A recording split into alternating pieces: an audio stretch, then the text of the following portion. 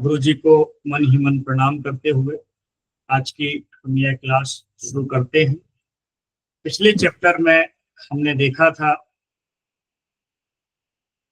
Intracellular fluid, extra cellular fluid और interstitial fluid के बारे में हमने देखा और हमने होमियोस्टेसिस और बॉडी के कंट्रोल सिस्टम के बारे में हमने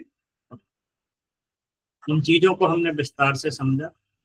अब आगे चैप्टर 2 से जो शुरू होता है वो होती है सेल। सेल के बाद जो है अलग अलग सिस्टम्स आएंगे और उन सिस्टम को कंप्लीट करते हुए हम आगे बढ़ते चले जाएंगे। तो पहले हम सेल के बारे में देखेंगे, पूरी डिटेल में हम सेल को पढ़ेंगे, उसके एक एक ऑर्गेनल्स को। सो जो न्यूरोथेरेपी वेद है फिजियोलॉजी के कुछ चुने हुए अंश के नाम से, तो उसमें गुरुजी ने कुछ मोटी मोटी बातें सेल के बारे में और उसके जो ऑर्गेनल्स हैं यानी कि जो उसके अंग हैं सेल के, उनके बारे में गुरुजी ने बताया। पर हम जो है, क्योंकि गुरुजी ने गाइडेंस से ये सारी चीजें ली हैं, तो अब हम जो है उसको डिटेल में हम इसको तैयार करेंगे, डिटेल में इसको समझेंगे और इसको मिलकर जो है पढ़ेंगे। तो इससे क्या होगा, धीरे धीरे जो है आपको सारे कॉन्सेप्ट क्लियर होते जाएंगे। साथ ही आपको ये भी पता चलेगा कि गुरुजी ने कौन सी चीज कहाँ से ली है। कई जगह आपको पेज में लिखा मिलेगा गाइड पेज नंबर जो भी है 102, 103, जो भी XYZ, तो वो रेफरेंस जो है आपको यहाँ पर देखने को मिलेगा। तो हम जो है यहाँ पे सेल के बारे में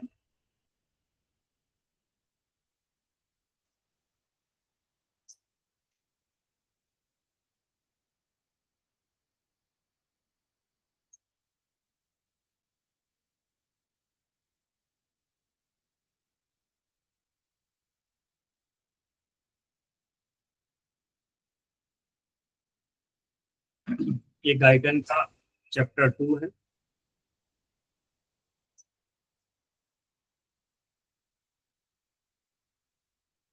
the cell and its function, यानी कि सेल और उसके फंक्शंस के बारे में हम देखें।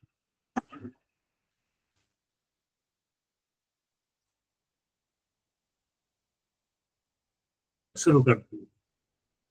सो मनुष्य में करीब करीब 100 ट्रिलियन कोशिकाओं में से प्रत्येक एक जीवित रचना है।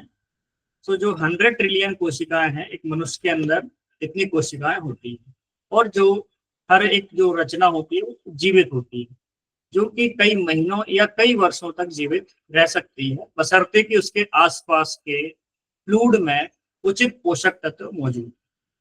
तो शरीर के अंगों और अन्य संरचनाओं के कार्यों को समझने के लिए यह बहुत जरूरी है कि हम पहले कोशिका के मूल संगठन और उसके घटक यानी उसके भागों के बारे में हम उसको ठीक से समझें। तो सबसे पहली जो हेडिंग है वो है ऑर्गेनाइजेशन ऑफ सेल, यानी कि किसी सेल का संगठन किस तरीके से बनता है, कोई सेल किस तरीके से बनती है। आप पिक्चर में भी साथ में आप देख सकते हैं हेडिंग को। सो अभी हम उसको थोड़ा सा डिटेल में। सो लाइट माइक्रोस्कोप, एक माइक्रोस्कोप होता है, उसमें लाइट की बीम डाली जाती है और उस पर देख सकते हैं सेल को। कुछ सेल ऐसी होती हैं जो कि आंखों से दिखाई देती हैं और कुछ सेल ऐसी होती है जो आंखों से दिखाई नहीं देती। सो लाइट माइक्रोस्कोप में उसके द्वारा देखी गई एक विशिष्ट सेल का यहाँ डायग्राम दिया है। ये जो कॉर्नर में डायग्राम आप देख सकते हैं,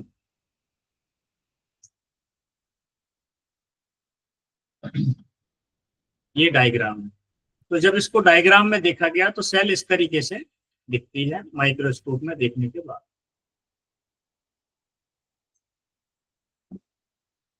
सो इसमें क्या क्या होता है आपको उसमें दिखेगा।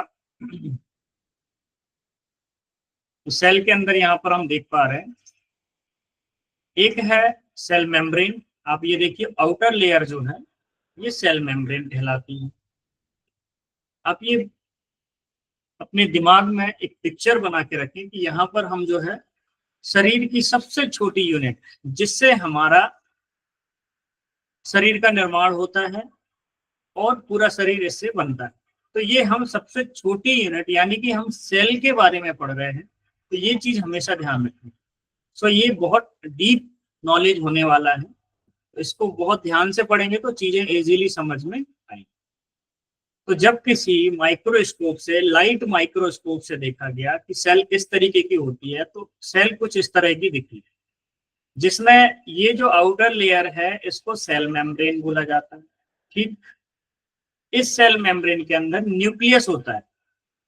ये जो गोल रिंग दिख रहा है सेल मेम्ब्रेन के बाद दूसरा जो उसके अंदर का जो हिस्सा है, ये जो गोल रिंग है, ये न्यूक्लियस बोला जाता है। ठीक, और न्यूक्लियस की जो ये गोल रिंग है इसको मेम्ब्रेन बोला जाता है। जैसे ये पूरा जो है क्या है, एक सेल है, ये आउटर लेयर जो है ये क्या है, सेल मेम्ब्रेन है।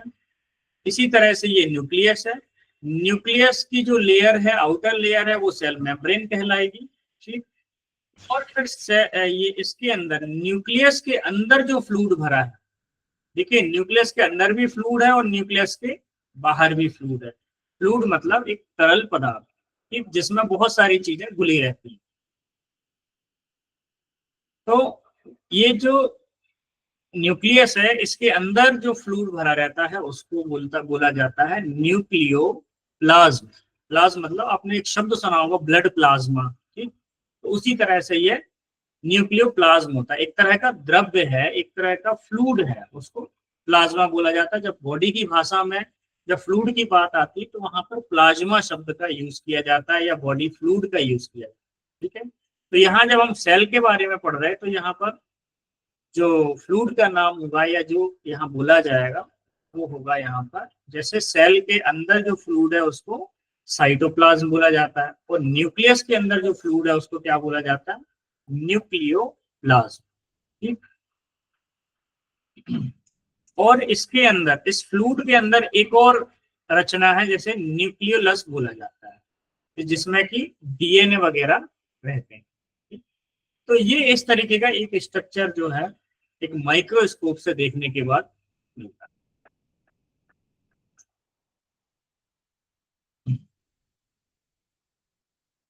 तो हम आगे बढ़ते हैं। तो ये हमने देखा डायग्राम 2-1 में, देखा कि सेल किस तरीके से दिखती है। कोशिका को बनाने वाले विभिन्न पदार्थों को सामूहिक रूप से प्रोटोप्लाज्म कहा जाता है। प्रोटोप्लाज्म मुख्य रूप से 5 मूल पदार्थों से बना होता है या 5 मूल कंपोनेंट से बना होता है, जिसमें 5 चीजें क्या होती हैं, पानी होता है, इलेक्ट्रोलाइट होते हैं, प्रोटीन होता है, लिपिड होता है और कार्बोहाइड्रेट।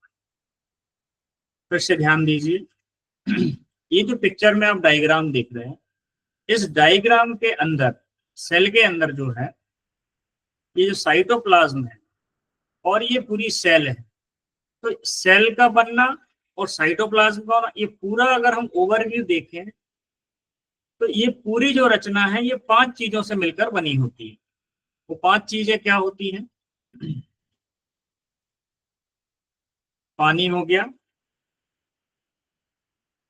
और क्या है, इलेक्ट्रोलाइट हो गए, प्रोटीन हो गया, लिपिड हो गया और कार्बोहाइड्रेट। फिर से याद रखिए, प्रोटीन, लिपिड, कार्बोहाइड्रेट और पानी और इलेक्ट्रोलाइट। अब लिपिड को यहाँ पर आप फैट्स भी बोल सकते हैं, पर जो लिपिड है वो फैट्स का सबसे छोटा मॉलिक्यूल है। जब फैट्स टूटती है तो वो किसमें बदल जाती है, लिपिड में। ग्लूकोज जो है कार्बोहाइड्रेट का सबसे छोटा मॉलिक्यूल है, और प्रोटीन को टूटने के बाद क्या बनते हैं, अमीनो एसिड्स बनते हैं। ठीक, और पानी और इलेक्ट्रोलाइट। इलेक्ट्रोलाइट में क्या होंगे, हमारे मिनरल्स होंगे, सोडियम है, पोटेशियम है, मैग्नीशियम है, कैल्शियम है, ये सारे क्या है, इलेक्ट्रोलाइट हैं। तो जैसे आपने देखा होगा कि जब किसी को लूज मोशन लगते हैं तो उसको इलेक्ट्रॉल दिया जाता है। तो इलेक्ट्रॉल में क्या होते हैं, यही सब चीजें होती हैं, नमक होता है, ग्लूकोज होता है, तो जिससे क्या है, आदमी को तुरंत एनर्जी मिल जाती है। इसी तरह से इस सेल का जो कंपोजिशन है या ये सेल जो है, पूरी रचना जो है, प्रोटोप्लाज्म इसको बोला जाता है। तो इसमें ये 5 मुख्य चीजें होती हैं, पानी, इलेक्ट्रोलाइट, प्रोटीन, कार्बोहाइड्रेट और लिपिड। लिपिड फैट्स का छोटा रूप है, या उसका आप दूसरा नाम भी कह सकते हैं। यहाँ तक सभी को क्लियर हुआ? फिर हम जो है आगे अभी एक एक कंपोनेंट को डिटेल में पढ़ते हैं। तो आप यस लिख सकते हैं अगर आपको समझ में आया या जो भी है, तो हम मुझे पता चलेगा कि हाँ आप कंसंट्रेशन के साथ सुन रहे हो।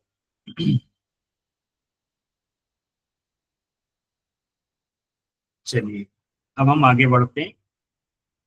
तो इन 5 चीजों में हम एक एक का जो है डिस्क्रिप्शन देखेंगे और उसको डिटेल में पढ़ेंगे। तो सबसे पहले है वाटर।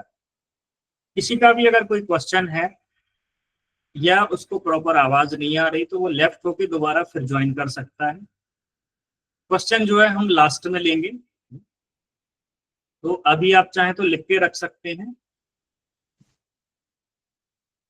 तो सबसे पहला कंपोनेंट में 5 चीजें देखी।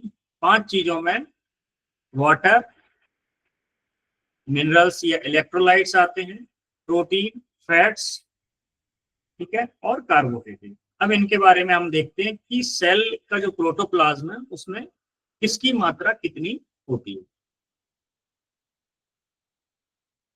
तो सबसे पहले है वाटर। सो सेल का यानी या फिर कोशिका का मुख्य तरल या फ्लूइड जो माध्यम है वो है पानी।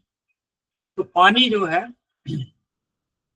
जो कि फैट सेल्स को छोड़कर अधिकांश कोशिकाओं में 70 to 85% की कंसंट्रेशन में मौजूद होता है।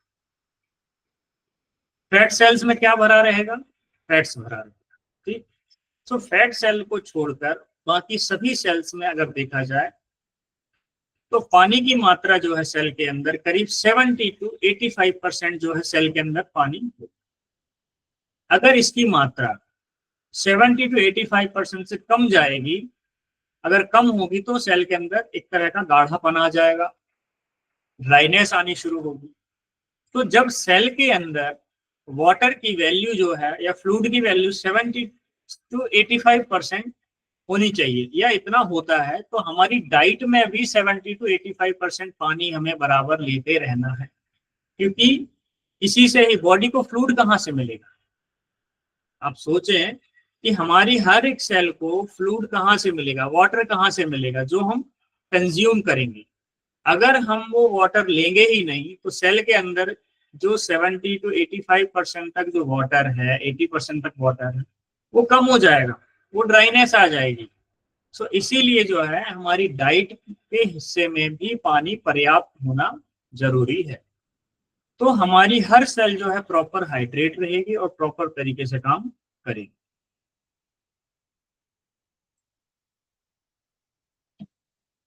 सो इसमें कई सेलुलर केमिकल होते हैं जो कि इसके अंदर घुले रहते हैं, इसके अंदर पानी के अंदर, और अन्य ठोस मॉलिक्यूल जो होते हैं ठोस मॉलिक्यूल के रूप में पानी में सस्पेंडेड होते हैं।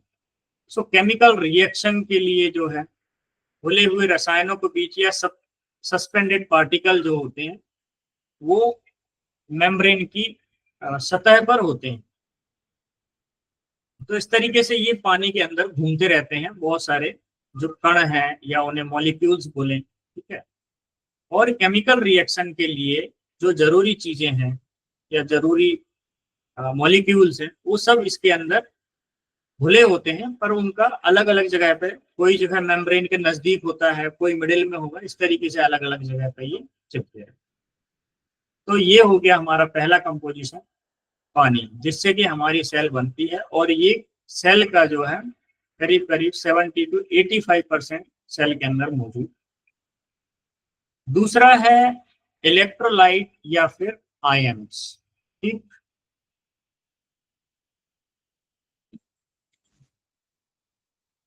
सो आयंस के अंतर्गत हम देखेंगे कि कोशिका में या सेल में महत्वपूर्ण आयन में potassium, magnesium, phosphate, sulphate, bicarbonate और सोडियम क्लोराइड और कैल्शियम की छोटी मात्रा शामिल। इन सभी पर हम जो है चैप्टर 4 में अधिक विस्तार से हम इसकी चर्चा करेंगे। ठीक है, चर्चा की गई है जहां पर जो है इंट्रा सेलुलर फ्लूइड और एक्स्ट्रा सेलुलर फ्लूइड के बीच इंटर रिलेशन पर जो है हम बात वहां पर करेंगे। अभी हम थोड़ा यहाँ पर आयंस का एक ओवरव्यू देखेंगे। तो सेल के अंदर कुछ जरूरी आयंस होते हैं, जैसे potassium, magnesium, phosphate, sulphate, bicarbonate, sodium और chloride and calcium. So ion क्या करते हैं, ये सेलुलर रिएक्शन के लिए, प्रतिक्रियाओं के लिए एक अकार्बनिक रसायन प्रदान करते हैं। इसके अलावा वे कुछ सेलुलर नियंत्रण या कंट्रोल सिस्टम के संचालन के लिए जरूरी होते हैं। उदाहरण के लिए सेल मेम्ब्रेन पर कार्य करने वाले आयन नर्वस सिस्टम, नर्व्स और मसल में जो है एक तरह की विद्युत रासायनिक आवेग यानी कि इलेक्ट्रोकेमिकल पल्सेस के संचरण के लिए आवश्यक। इसको आप इस तरीके से समझें कि जब किसी तरह जो सेल मेम्ब्रेन है वहां पर जो आयन मौजूद होते हैं, हमने देखा था एक्स्ट्रा सेलुलर फ्लूइड में और इंट्रा सेलुलर फ्लूइड में आयन्स होते हैं, जैसे सोडियम है, पोटेशियम। सो जो न्यूरॉन होता है, उस न्यूरॉन में जो इम्पल्स चलती है वो सोडियम पोटेशियम चैनल के माध्यम से होती है। तो ये जो होते हैं आयंस, इनमें इलेक्ट्रिसिटी बनती है और वो सिग्नल इम्पल्स को लेके जाता है। तो जैसे मान लीजिए मेरा हाथ है या उंगली में कोई चोट लग जाती है, तो ये सेंसरी न्यूरॉन के माध्यम से मुझे मेरे ब्रेन में जाएगा, और अगर यहाँ पर कुछ पेन है या सुई वगैरह जो चुभी है, फिर दोबारा वहां से सिग्नल आएगा और ये उंगली हट जाएगी या हम इसको हटा लेंगे। तो ये जो सिग्नल का ट्रांसपोर्टेशन है ये आयंस के माध्यम से होता है। तो उसके लिए ये जरूरी है। और भी आयंस के कई तरह के काम हैं जो हम आगे देखेंगे। ये एक तरह का एग्जाम्पल था जिससे आप समझ सकते हैं कि आयंस हमारे लिए क्यों जरूरी। जैसे मान लीजिए सोडियम की कमी हो जाने से क्रैम्प्स आते हैं, हम सभी ने पढ़ा है। तो सोडियम अगर कम हो जाएगा तो स्वाभाविक है कहीं पर जो है जो सिग्नल है वो ब्लॉक होंगे या वहां पर जो है नर्व ट्विस्ट होना शुरू हो जाती है। सोडियम की कमी से क्रैम्प आते हैं, कैल्शियम की कमी से क्रैम्प आते हैं, या फिर इलेक्ट्रोलाइट इम्बैलेंस अगर हो जाते हैं तो उसके कारण जो है क्रैम्प्स आ जाते हैं। क्रैम्प्स क्या होती है, एक तरह की ऐंठन आ जाती है नर्व्स के अंदर। सो ये इनकी डेफिशिएंसी के कारण ये चीजें होती हैं। कुछ चीजें ऐसी जो बढ़ने की वजह से प्रॉब्लम करती हैं। तो आयंस जो है इन सभी चीजों के लिए बहुत जरूरी है।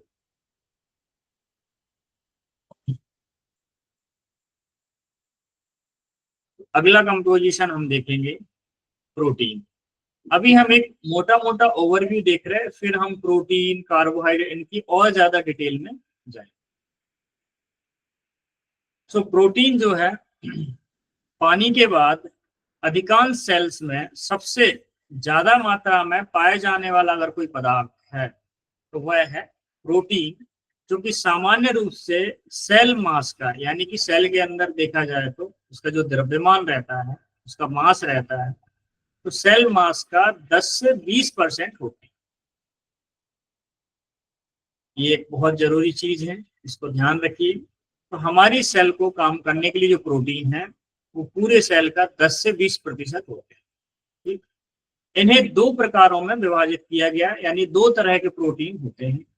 एक होता है स्ट्रक्चरल प्रोटीन, दूसरा होता है फंक्शनल प्रोटीन।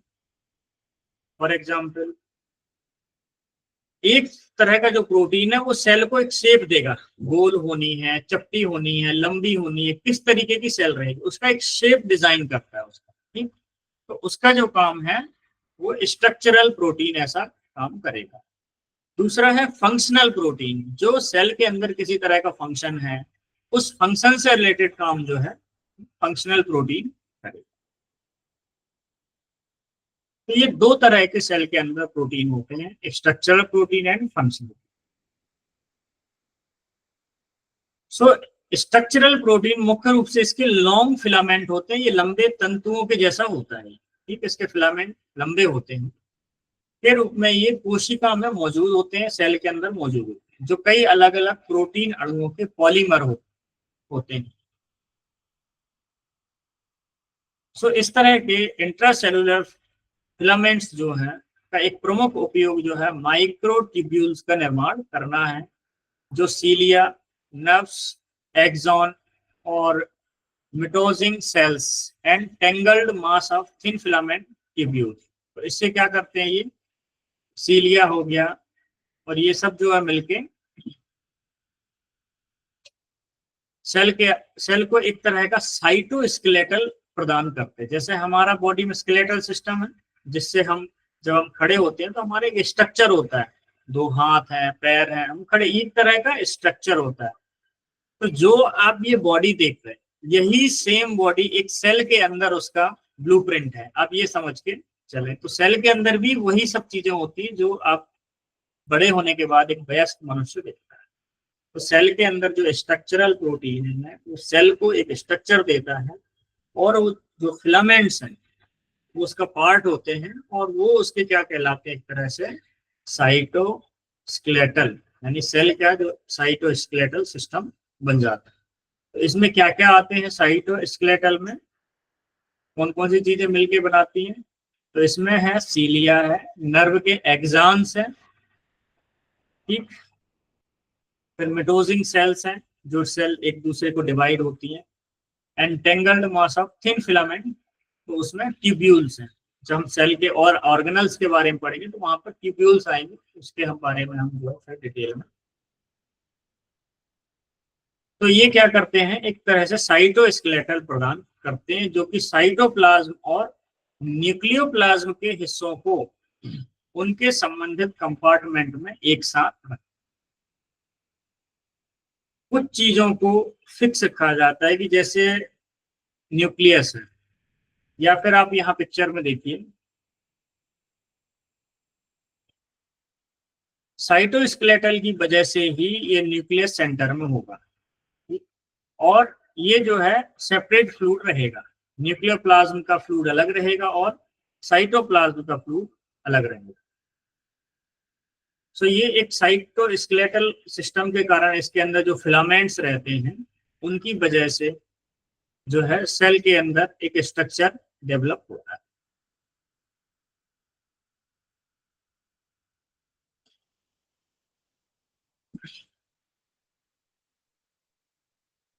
सो एक्स्ट्रा सेलुलरी यानी कि बाहरी रूप से, सेल के बाहर, सो बाह्य रूप से फाइब्रिलर प्रोटीन विशेष रूप से कनेक्टिव टिश्यू के कोलेजन और इलास्टिन फाइबर और ब्लड वेसल्स वॉल्स यानी कि रक्त वाहिकाओं की दीवारें और टेंडन्स आदि में ये पाए जाते हैं। यहाँ पर ध्यान दीजिए, फाइब्रिलर प्रोटीन कहाँ कहाँ पर पाए जाते हैं? सेल के बाहर वाले हिस्से में आप देखें तो कौन कौन सी जगह पर आपको देखने को मिलेंगे? ये ज्यादा मात्रा में जो कुछ सेल ऐसी हैं जिनके अंदर स्ट्रक्चरल प्रोटीन के जो हिस्से हैं वो ज्यादा मात्रा में पाए जाते हैं। तो वो कौन सी जगह है या कौन सी सेल है जिनमें ये पाया जाता है? तो देखा जाए तो इनको फाइब्रिलर प्रोटीन बोला जाता है, और ये मेनली कहाँ पर ज्यादा मात्रा में, जहाँ कनेक्टिव टिश्यू होती है, कोलेजन, जो टिश्यू के कनेक्टिव टिश्यू पे कोलेजन और इलास्टिन फाइबर, और साथ में ब्लड वेसल्स की वॉल्स जो यानी कि दीवारें रहती हैं, उनमें ये पाए जाते हैं। तो जहां भी आप देखें किसी तरह का जो टिश्यू है, जहां पर आप देखें, जब आप क्या बोलते हैं ब्लड वेसल को देखेंगे तो वो लंबी होती है, तो स्वाभाविक है उसमें कनेक्टिव टिश्यूज होंगे, वहां कोलेजन होगा, तो उन जगह पे जो है फाइब्रिलर प्रोटीन बनेगा, तब जाके जो है वो एक लंबी संरचना बनती है। सो जैसे आप टेंडन्स के बारे में पढ़ते हैं, जब हम नी के बारे में पढ़ रहे थे तो वहाँ टेंडन और कार्टिलेज का जिक्र किया, तो ऐसी जगह पर जो है फाइब्रिलर प्रोटीन होता है उन टिश्यूज के अंदर, जिसके कारण जो है उनमें एक तरह की इलास्टिसिटी होती है। तो इलास्टिसिटी के लिए इलास्टिन फाइबर है और कोलेजन है, ये सारी चीजें। तो ये हो गया स्ट्रक्चरल प्रोटीन के बारे में हमने डिटेल्स देखी। अब हम देखते हैं functional protein. So functional protein एक पूरी तरह से अलग प्रकार के प्रोटीन होते हैं जो आमतौर पर ट्यूबुलर और ग्लोबुलर रूप में कुछ मॉलिक्यूल्स के संयोजन से या मिलने से बनते हैं। तो ये प्रोटीन मुख्य रूप से कोशिका के एंजाइम होते हैं, और फाइब्रिलर प्रोटीन के विपरीत अक्सर कोशिका द्रव या सेल के अंदर का जो फ्लूइड है उसमें ये गतिशील होते हैं, ये मूवमेंट करते रहते हैं। साथ ही उनमें से कई सेल के अंदर मेम्ब्रेनस स्ट्रक्चर से चिपके रहते हैं। एंजाइम जो है साइटोप्लाज्म में अन्य पदार्थों के साथ सीधे संपर्क में आते हैं, और इस तरह ये इंट्रासेलुलर केमिकल रिएक्शन को जो है कैटालाइज करते, यानी कि उत्प्रेरित करते हैं, यानी शुरू करने में हेल्प करते हैं। उदाहरण के लिए केमिकल रिएक्शन जो ग्लूकोज को उसके घटक भागों में विभाजित करती है और फिर उन्हें जो है ऑक्सीजन के साथ मिलाकर कार्बन डाइऑक्साइड और पानी बनाती है, जबकि साथ ही सेलुलर फंक्शन के लिए ऊर्जा प्रदान करती है। वे सभी प्रोटीन एंजाइमों की एक श्रृंखला द्वारा कैटेलाइज या उत्प्रेरित होते हैं। थोड़ा सा ये टफ है, फिर से आप इसको समझेंगे। यहाँ पर एक एग्जांपल दिया है, जब ग्लूकोज C6H12O6 माइटोकॉन्ड्रिया के अंदर तोड़ा जाता है, तो वो जो प्रक्रिया है, वो प्रक्रिया को शुरू करने के लिए, स्टार्ट करने के लिए फंक्शनल प्रोटीन की जरूरत पड़ती है। ये फंक्शनल प्रोटीन एक तरह के एंजाइम हो सकते हैं जो सेल के अंदर केमिकल रिएक्शन को शुरू करने में हेल्प करते हैं। अगर ये नहीं होंगे तो सेल के अंदर कोई रिएक्शन स्टार्ट ही नहीं होगी। ठीक है, तो उसको शुरू करने के लिए ये हेल्प करता है। तो जब ग्लूकोज मॉलिक्यूल्स ऑक्सीजन की उपस्थिति में ऑक्सीडेशन होता है, वो टूटता है, तो एनर्जी निकलती है। वो एनर्जी जो है सेल के कामों के लिए यूज हो जाती है। जैसे खाना जब आप खाते हैं, खाना टूटता है, आपको एनर्जी मिलती है और फिर आप जो है काम करते हैं। इसी तरह सेल को भी काम करने के लिए एनर्जी चाहिए। आपको एनर्जी के लिए क्या फूड खाना है, और सेल को एनर्जी के लिए क्या खाने हैं, जो भी ग्लूकोज के मॉलिक्यूल्स हैं या जो है प्रोटीन टूटेगा, ग्लूकोज टूटेंगे, तो उनके माध्यम से जो है एनर्जी रिलीज होगी।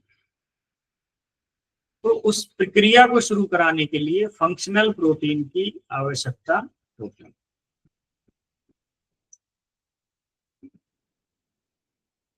फंक्शनल प्रोटीन और स्ट्रक्चरल प्रोटीन सभी को समझ में आया।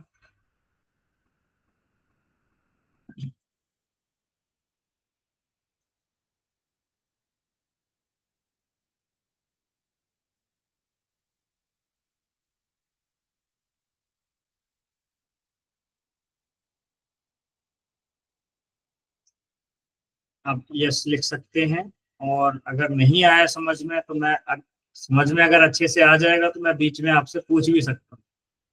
तो इसलिए अभी इसको डिटेल में समझ लीजिए, ये धीरे धीरे फिर हमारी जर्नी और डीप होती चली गई।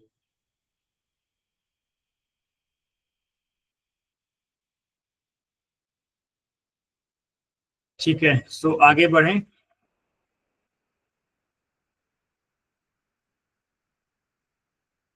सो हमने यहाँ पर प्रोटीन देख लिया। सबसे पहले क्या देखा था, वाटर। उसके बाद हमने देखे आयन यानी इलेक्ट्रोलाइट। उसके बाद हमने देखे प्रोटीन। प्रोटीन दो तरह के होते हैं, एक हो गया स्ट्रक्चरल प्रोटीन, दूसरा हो गया फंक्शनल प्रोटीन।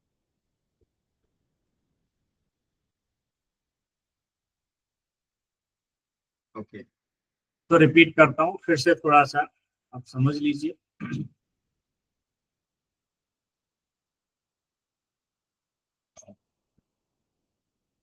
सेल के अंदर दो तरह के प्रोटीन हैं।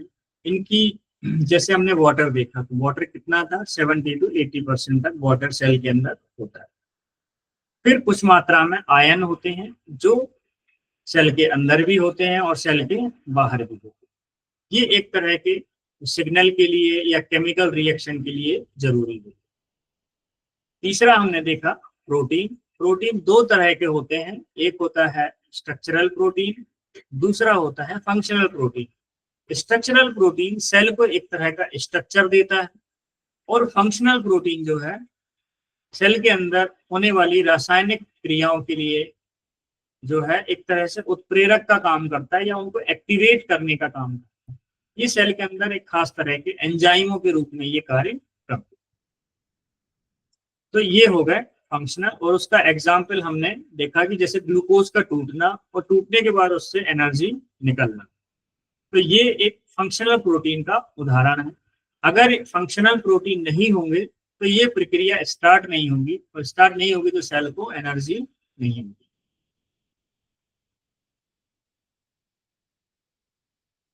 ठीक है आशुतोष जी, आपको समझ में आया?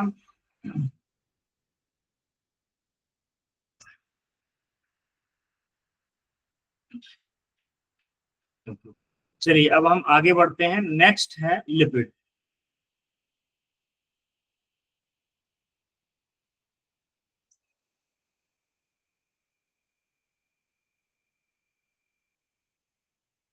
सो अब हम लिपिड के बारे में देखेंगे। ये सेल का स्ट्रक्चर आपके सामने में रखता हूँ, तो इसको थोड़ा समझने में आपको अच्छा आसानी भी होगी और चीजें।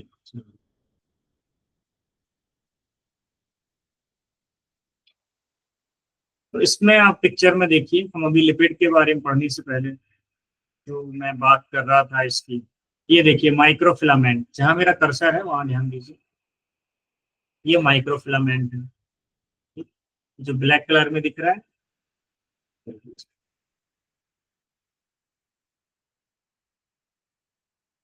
और ये इस तरीके के ये जो है फाइबर्स हैं, इनको माइक्रोट्यूब्यूल्स बोला जाता है। ये है येलो कलर में जो है ये माइक्रोट्यूब्यूल्स। तो ये एक तरह से देखो पूरे सेल में, सेल के साइटोप्लाज्म में ये बिखरे हैं, और बिखरे होकर एक जो है एक स्ट्रक्चर देते हैं। तो ये किसका एग्जाम्पल हो गया? Structural protein.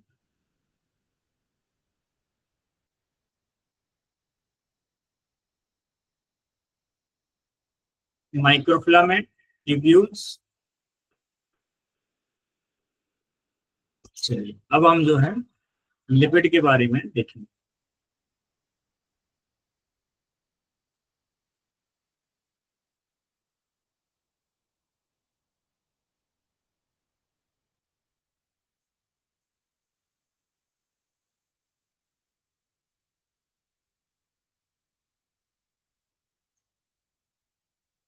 सो लिपिड, लिपिड कई प्रकार के पदार्थ हैं जिन्हें फैट सॉल्वेंट में सॉल्यूबल यानी घुलनशील होने के अपने सामान्य गुण के कारण एक साथ ये इनको समूहीकृत या एक साथ इनको कलेक्टिव किया जाता है। तो इनके अंदर फैट सॉल्वेंट के रूप में क्या क्या होते हैं?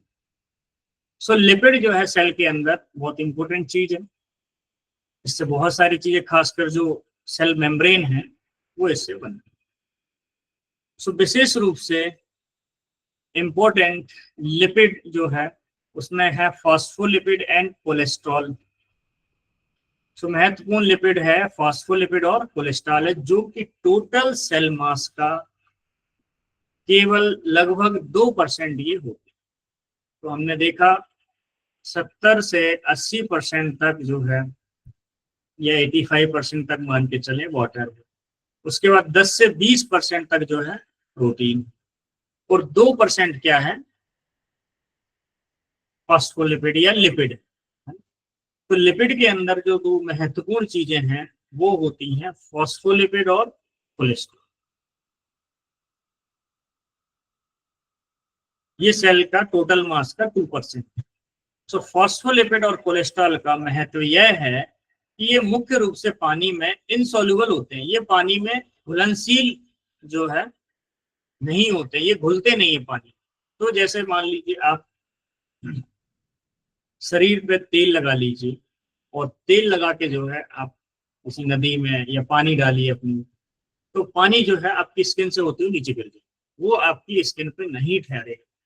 इसी तरह से जो लिपिड है, लिपिड क्या करता है, एक तो ये पानी में घुलनशील नहीं होता है तो ये सेपरेट रहता है। तो इसका फंक्शन कहाँ पर आएगा कि ये सेल मेम्ब्रेन के अंदर जब लिपिड स्ट्रक्चर के बारे में हम पढ़ेंगे तो वहां पर इसका एक इम्पोर्टेंट रोल है कि कुछ मॉलिक्यूल ऐसे होते हैं या कुछ आयंस ऐसे होते हैं जो कि फैट से चिपक सकते हैं, और कुछ ऐसे होते हैं जो फैट से नहीं चिपक सकते। तो उनमें एक दूरी बनाने के लिए डिफ्यूजन के माध्यम से जो है उस प्रोसेस के लिए लिपिड का बहुत जरूरी है। तो कुछ चीजें हैं वो दूर करने के लिए, ताकि हर एक सेल के बीच में एक गैप बना रहे, कुछ ऑर्गेनल्स के बीच में, वो हम फंक्शन देखेंगे लिपिड।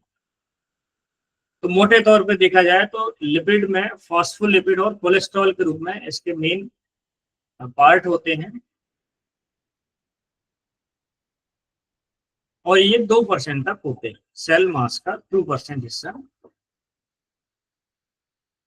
तो फॉस्फोलिपिड और कोलेस्ट्रॉल का महत्व यह है कि मुख्य रूप से ये पानी में अघुलनशील होते हैं, यानी कि घुलते नहीं, और इसीलिए cell membrane and intracellular membrane barrier को बनाने के लिए उपयोग किए जाते हैं। ध्यान दीजिए, cell membrane and intracellular membrane barrier, इसके बारे में हम आगे डिटेल में देखेंगे कि इंट्रासेलुलर मेम्ब्रेन बैरियर क्या होता है। तो cell membrane and intracellular membrane को बनाने के लिए उपयोग किए जाते हैं। क्या उपयोग किए जाते हैं? ये लिपिड, लिपिड के रूप में क्या? फॉस्फोलिपिड और कोलेस्ट्रॉल।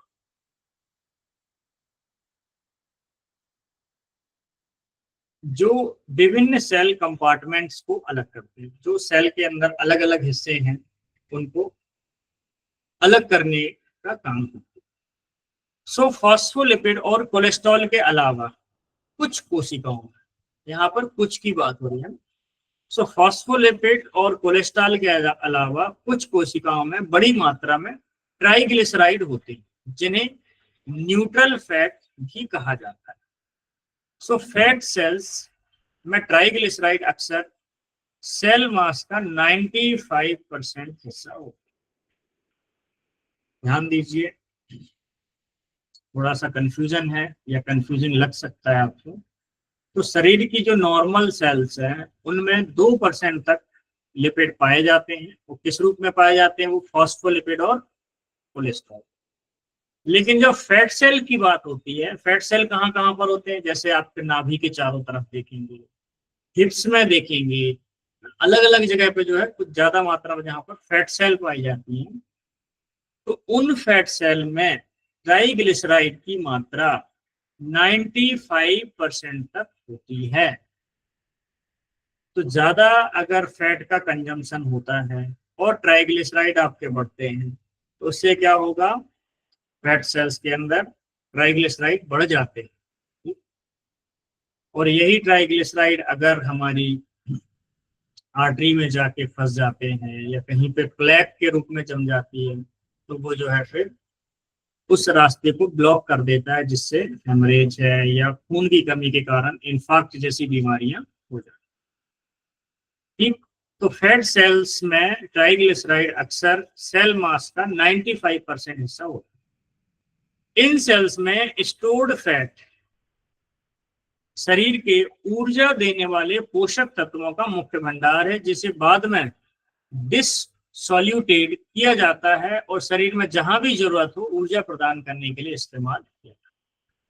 तो हमने देखा था जब हम लीवर के बारे में पढ़ रहे थे, तो उस समय जो बताया गया था कि ग्लूकोज, जब एक्स्ट्रा ग्लूकोज को ग्लाइकोजन में कन्वर्ट करके, इसी तरह फैट सेल्स के अंदर फैट को ट्राइग्लिसराइड के रूप में रखा जाता है। जब आप फास्टिंग करते हैं या उपवास के दौरान जो है आप कुछ नहीं खाते, या किसी कारण से अगर आपको खाना नहीं मिलता है, तो धीरे धीरे शरीर जो है अपने आप को खाना शुरू कर देता है। अपने आप को खाना शुरू मतलब कि शरीर में जो फैट सेल्स हैं वो अपना फैट गलाना शुरू करेंगी, जो ग्लाइकोजन के रूप में जो जमा स्टोर ग्लूकोज है उसको ग्लाइकोजन से ग्लूकोज में कन्वर्ट किया जाएगा, और आपके शरीर को जो जरूरी कामों के लिए ऊर्जा चाहिए वो जरूरी कामों के लिए ऊर्जा मिलती रहती है। और ये प्रोसेस तब तक चलती रहेगी जब तक आपका पूरा ग्लूकोज खत्म ना हो जाए या पूरा ग्लाइकोजन जो है खत्म ना हो जाए, फैट सेल्स में जो मौजूद फैट है वो खत्म हो। तो इस तरीके से ये कंपोजिशन होता है।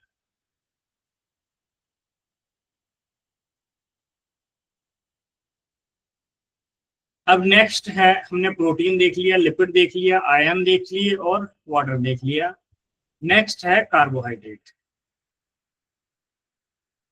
ग्लाइकोप्रोटीन अणुओं के हिस्से के रूप में कार्बोहाइड्रेट का कोशिका में बहुत कम स्ट्रक्चरल कार्य होता है, लेकिन वे कोशिका के पोषण में एक प्रमुख भूमिका निभाते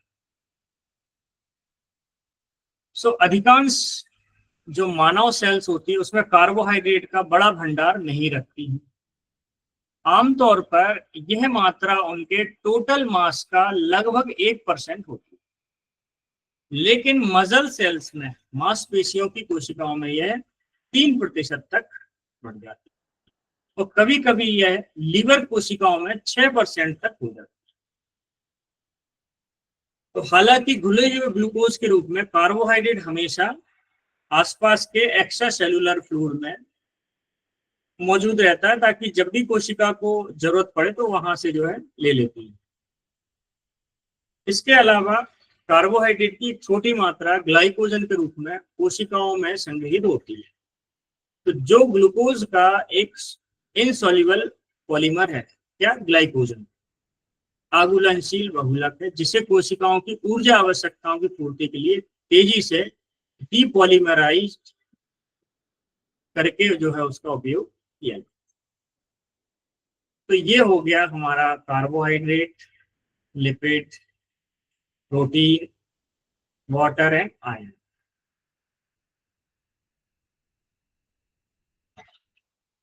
चलिए 1 मिनट का रेस्ट लेंगे और फिर हम आगे जो है उसको कंटिन्यू करेंगे। आपका कोई सवाल है तो हम वो सवाल दे सकते हैं।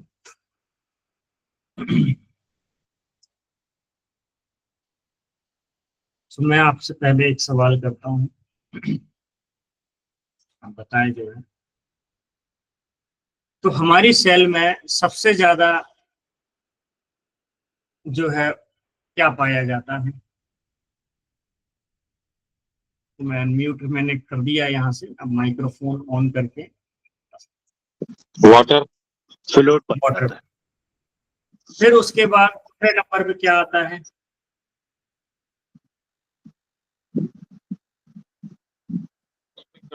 सर क्या बोला, दोबारा बताइए। हमारी सेल्स में, ह्यूमन बॉडी की सेल्स में सबसे ज्यादा मात्रा में अभी बताया कि पानी होता है। उसके बाद दूसरे सबसे ज्यादा कौन सी चीज सेल के अंदर पाई जाती है? प्रोटीन। प्रोटीन। तीसरा नंबर पे क्या आता है? लिपिड्स। लिपिड्स। और चौथा नंबर पे क्या आता है? Sir electrolytes.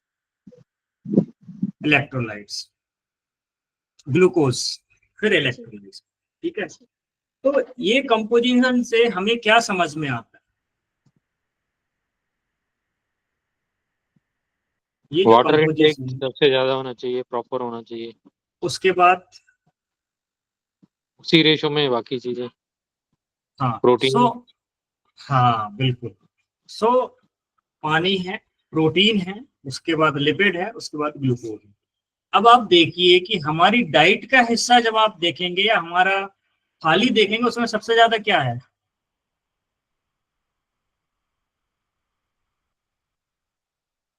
मेरे विचार से पानी कम होता है, बाकी चीजें ज्यादा होती हैं जो नॉर्मली लोग ये यूज करते हैं। तो देखा जाए तो हम प्रोटीन बहुत कम लेते हैं, है ना। और पानी से वैसा जरूरी नहीं है खाते समय, वो 24 आवर्स की बात है। सर तो ज्यादातर लोग ना ग्लूकोज ज्यादा लेते हैं। हाँ, अब आप सही उस पे आए। तो सबसे ज्यादा लोग कार्बोहाइड्रेट लेते हैं। ठीक, कार्बोहाइड्रेट चाहिए, लेकिन वो जो है सेल का सिर्फ 1% होता है। कुछ सेल्स में ये 2% होता है, कुछ जगह ये 4, मैक्सिमम 6% तक हो सकता है। 6% जो है लीवर के अंदर हो सकता है। तो इसीलिए जो है हमारी शरीर की मरम्मत के लिए, हमारे शरीर की सेल को फंक्शन करने के लिए प्रोटीन बहुत जरूरी है। तो एक तो हमें वाटर इनटेक अच्छा रखना है, दूसरा प्रोटीन की पर्याप्त खुराक लेनी। अगर प्रोटीन पर्याप्त नहीं लेंगे तो उससे क्या होगा, सेल धीरे धीरे कमजोर हो जाएगी, उसका स्ट्रक्चर जो है डैमेज हो सकता है। तो आप देखेंगे कोई आदमी बिल्कुल इतना पतला है कि उसकी हड्डियां ही हड्डियां दिख रही हैं, किसी का कोई एक अंग मोटा हो गया, दूसरा पतला हो गया। तो ये तरह की डिफॉर्मिटी बॉडी में डेवलप होनी शुरू हो गई। अब कोई कार्बोहाइड्रेट खाया जा रहा है तो उसका वजन बढ़ता चला जा रहा है, कोई फैट ही फैट लिए जा रहा है तो बॉडी में जो है फैट जमा हो रहा है। तो इस तरीके से तो एक संतुलित चीज ली। सो प्रोटीन के सोर्स के रूप में हम क्या क्या ले सकते हैं डाइट में?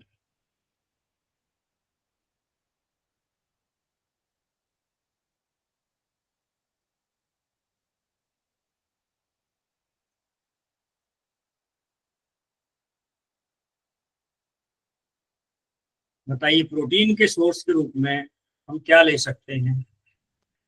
दालें। सर मछली ले सकते हैं। मछली में भी है प्रोटीन, ठीक है। और सर दालें, पनीर, दूध। Very good. प्रोटीन है ना। और भी कुछ आइटम है? दालें ले सकते हैं और सोयाबीन। सर नट्स भी ले सकते हैं। नट्स में कुछ सोयाबीन मात्रा ले में सकते हैं। आपको मिल जाएगा प्रोटीन। सोयाबीन में होता है सर। सोयाबीन में भी है प्रोटीन, वेरी गुड। और कुछ और सोर्स है प्रोटीन के? नॉन वेज में तो एग भी आराम से होता दाल में सर। ठीक है। सो प्रोटीन के सोर्स में अगर हम वेजिटेरियन फूड में देखें तो हमारे पास 3-4 तरह की दालें हैं। मूंग दाल है, तुअर दाल है ना, इस तरह की, और भी जो मसूर की दाल है। तो ऐसी अलग अलग तरह की दालें हैं, वो ले सकते हैं आप। दूसरा जो है बीन्स है, जैसे कि राजमा है, छोले है, और आपके पनीर हो गया है, इस तरीके की चीजें हैं। तो इनमें प्रोटीन है। सोया है। अब इसके अलावा और क्या है? नॉन वेजिटेरियन फूड में आप जो है मीट ले सकते हैं, चिकन ले सकते हैं, ये सब चीजें, मछली है, उनमें प्रोटीन आ, ठीक है। सो इसीलिए कम से कम जो है हफ्ते में 1 से 2 बार, अगर आप रेगुलर नहीं ले पाते हैं तो, जैसे मूंगफली है, मूंगफली में प्रोटीन काफी मात्रा में है और उसमें थोड़ा फैट भी मिल जाता है। सो मूंगफली को जो है गरीबों का बादाम कहा जाता है। तो मूंगफली, अगर आप एक मुट्ठी मूंगफली जो है डेली खाते हैं तो आपको प्रोटीन वहां से मिल जाता है। दाल के रूप में आपको 1 से 2 कटोरी प्रोटीन वहां से मिल जाएगा। तो एज ग्रुप के हिसाब से उसकी रिक्वायरमेंट अलग अलग होती है, वो हम डाइट की क्लास में देख चुके हैं। अब बाद में कंपोजिशन देख लीजिए। तो इस तरीके से सो प्रोटीन जो है हमारी सेल्स की मरम्मत के लिए, उसका स्ट्रक्चर बनाने के लिए और उसका फंक्शन करने के लिए बहुत जरूरी है, ठीक। और एक आम इंसान को जो है फैट के रूप में करीब करीब जो है 20 से 25 ग्राम तक जो है, या ml तक फैट की जरूरत पड़ती है। तो गुड फैट लेना भी जरूरी है, जो हमारी सेल के लिए बहुत जरूरी है। तो हम जो कंज्यूम करते हैं, जैसे मान लीजिए हमने कोई चीज फैट ही ले लिया, तो वो उसी तरीके से नहीं जाएगा, वो टूटेगा, फिर और छोटे मॉलिक्यूल में जाएगा, फिर सेल तक पहुंचेगा। वहां तक पहुंचने के लिए उसको पहले डाइजेशन होना है, एब्जॉर्ब होना है, फिर ब्लड में जाएगा। ब्लड में जाने के बाद फिर एक्स्ट्रा सेलुलर फ्लूइड से होते हुए, इंटरस्टिशियल फ्लूइड से होते, फिर वो सेल मेम्ब्रेन के पास आएगा। फिर वहां से जो है, जब वहां एंट्री मिलेगी, पास दिखाएगा, तब जो है वो फिर अंदर जाएगा। इस तरीके से ये सिस्टम। तो सभी लोग ये ध्यान रखें, पेशेंट को भी समझाएं कि आप जो है high fat, high sugar, high salt, ये चीजें ना खाएं। जो जितनी जरूरी है उतनी ही ले, तो शरीर जो है स्वस्थ रहता है। नहीं तो जो है इससे कई तरह की बीमारियों का जन्म। अब कोई अगर मान लो हाई शुगर लेता है तो उससे क्या बीमारी होगी उसको?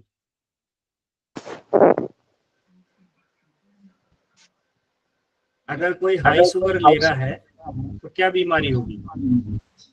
डायबिटीज। डायबिटीज होगी। और अगर कोई हाई फैट ले रहा है तो उससे क्या प्रॉब्लम होगी? कोलेस्ट्रॉल बढ़ जाएगा। ठीक है, वेरी गुड। और अगर हाई सॉल्ट इंटेक कर रहा है कोई आदमी, तो उसको क्या हाई प्रॉब्लम हो बीपी। सकती है? High BP. वेरी गुड, ठीक है। तो इसीलिए इन चीजों का हाई कंजम्पशन से जो है बीमारियां हो सकती हैं। और अगर लो हो गया तो उससे भी प्रॉब्लम है। तो एक संतुलित मात्रा में जो है हमें intake करना है। ठीक है।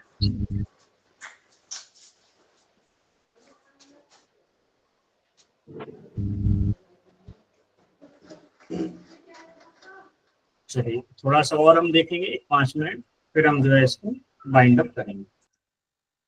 तो ये हमने देखे उसके कंपोनेंट सेल के किन किन चीजों से मिलकर ये बनी रहती है।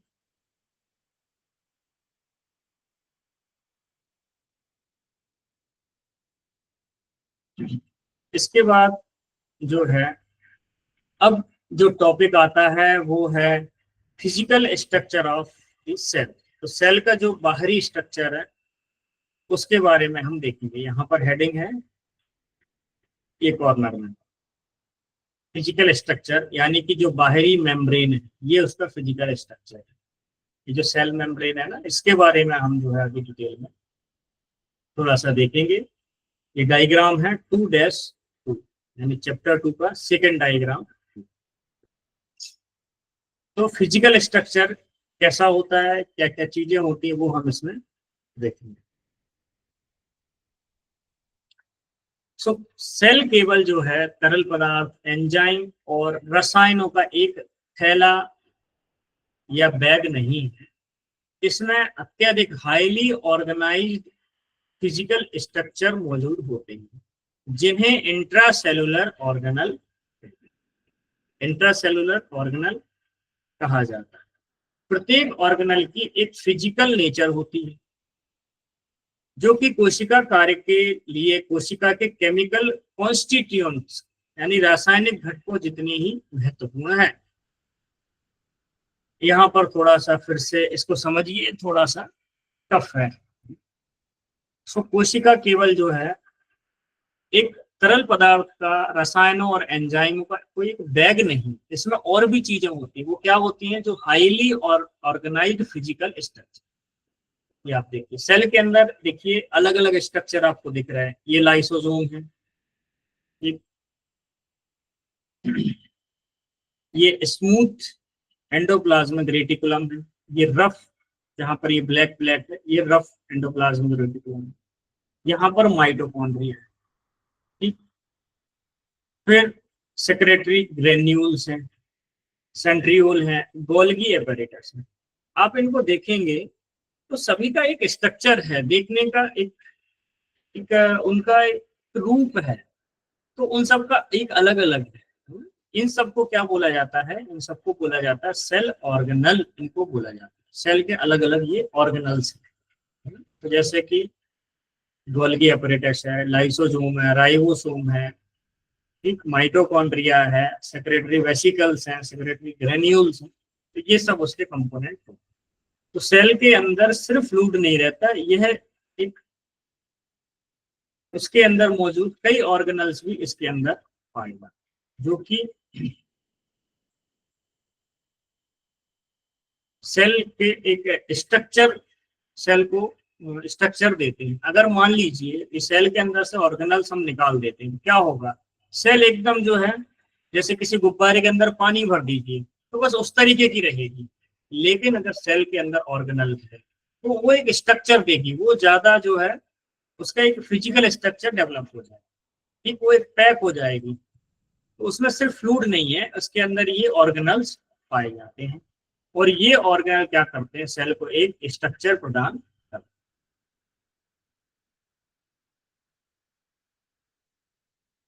तो उदाहरण के लिए माइटोकॉन्ड्रिया नामक ऑर्गेनल के बिना पोषक तत्वों से कोशिका की 95% से अधिक ऊर्जा रिलीज तुरंत बंद हो जाएगी।